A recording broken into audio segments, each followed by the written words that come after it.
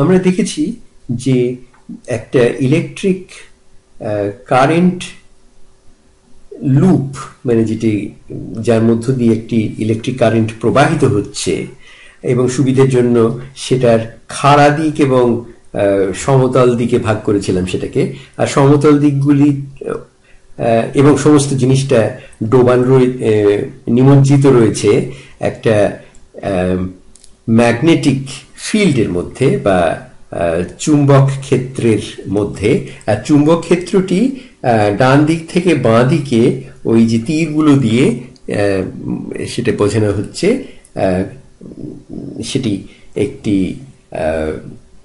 কিভাবে ম্যাগনেটিক ফিল্ডটি রয়েছে। এবং এই ইলেকট্রিক যে কারেন্টগুলো যেগুলো এই বাঁ দিকের খাড়া অংশটিতে নিচ দিকে নামছে এবং ডান দিকের খাড়া অংশটিতে ওপর দিকে উঠছে, এবং পুরো সার্কিটটি ঘুরতে পারে এমন তার একটা কেন্দ্রবিন্দু রয়েছে, তার চারদিকে ঘুরতে পারে এমন অবস্থায় করা রয়েছে। আচ্ছা, আর আমাদের উদ্দেশ্য হচ্ছে একটা ঘুরন্ত মোটর তৈরি করা, ইলেকট্রিক মোটর তৈরি করা। এবং সেটাতে আমাদের অসুবিধাটা হচ্ছিল কি, সেটাও আমরা বলেছিলাম। এবং সেই অসুবিধাটা কে অতিক্রম করার একটা কায়দা, যেটা হচ্ছে কমিউটেটর এর মধ্য দিয়ে, মানে এই ওপরের একটা সার্কিটের এই অংশ যেখানের মধ্যে ব্যাটারিটা রয়েছে, যেখানে ওই পাওয়ার সোর্সটা রয়েছে, সেটার সঙ্গে এই নিচের যে সার্কিটটার এটার কানেকশন, যেটা মানে ইলেকট্রিক যে যোগাযোগ, সেটি একটু কায়দা করে করা, সেটাই হচ্ছে কমিউটারের উদ্দেশ্য। তো সেখানে হচ্ছে কি, সাধারণত ইলেকট্রিক ব্রাশ দুটো থাকে, সেই ব্রাশকে যদি আমি ছুঁই তখনই তার মধ্যে আমাদের এই দুটো দিকেই, যদি এই ব্রাশকে কোনো ধাতব জিনিস দিয়ে ছোঁয়া যায়, তখনই তার মধ্য দিয়ে ইলেকট্রিক কারেন্টটা প্রবাহিত হবে।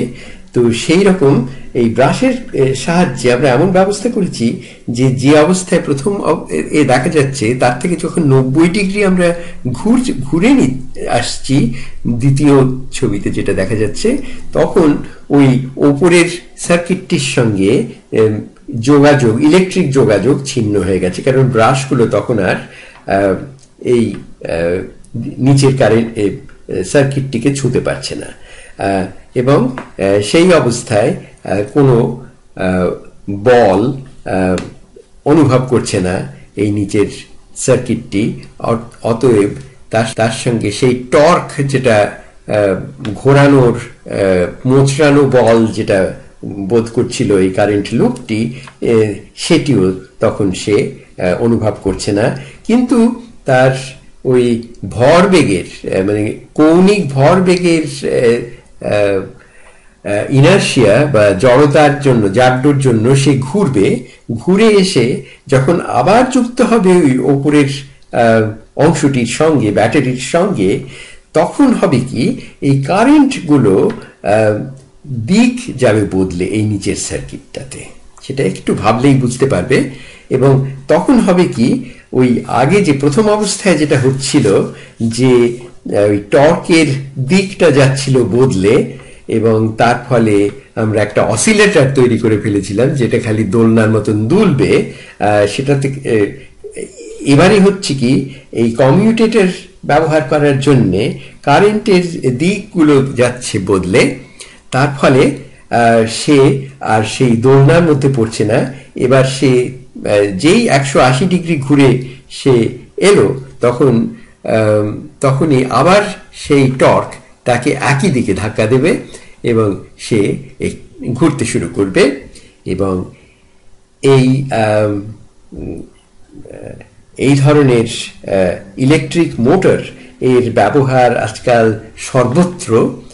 ইলেকট্রিক ফ্যান থেকে শুরু করে কফি গ্রাইন্ডার, মানে কফিকে গুঁড়ো করার জন্য, মানে যেটা ভালো কফি খাবার জন্য সদ্য সদ্য গুঁড়ো করা কফিটাই ভালো, সেটা আমরা বাড়িতেই করে নিতে পারি যদি এরকম একটা কফি গ্রাইন্ডার থাকে, যেটাও আসলে একটা ইলেকট্রিক মোটর। সেখান থেকে ভবিষ্যতে সমস্ত মোটর গাড়িকেও ওই ইলেকট্রিসিটি দিয়ে চালানোর ব্যবস্থা হচ্ছে। সেখানেও আসল ব্যাপারটা হবে ইলেকট্রিক মোটরের কাজ, যেখানে চাকাগুলো একই দিকে ঘুরবে যাতে, এবং সেটা খুব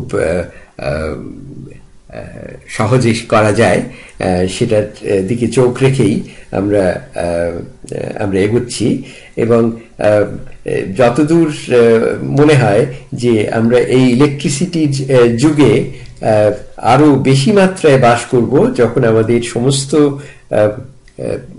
যে শক্তির উৎসগুলো হয়তো, মানে তার আসল উৎসগুলো নানা রকম, যেমন সূর্যের আলো থেকে আরম্ভ করে ভূগর্ভের যে ভেতরে তাপ রয়েছে, সেই তাপটাকে, অথবা সমুদ্রের স্রোতকে, অথবা হাওয়ার স্রোতকে ব্যবহার করে ইলেকট্রিসিটি প্রস্তুত হবে, এবং সেটা দিয়েই আমাদের মানে জীবন সহজতর হবে আরো। এবং তার সবকিছুর মূলেই রয়েছে ইলেকট্রিক মোটর। এবং আমরা দেখলাম যে সেটা তৈরি করতে প্রথম যুগে খুবই মুশকিল হয়েছিল। এই ম্যাগনেটিক মানে এই লরেন্স ফোর্সটাকে কাজে লাগিয়ে একটি মোটর তৈরি করা সহজ নয়, কিন্তু তার আসল ঝামেলাটা মিটে গেছে।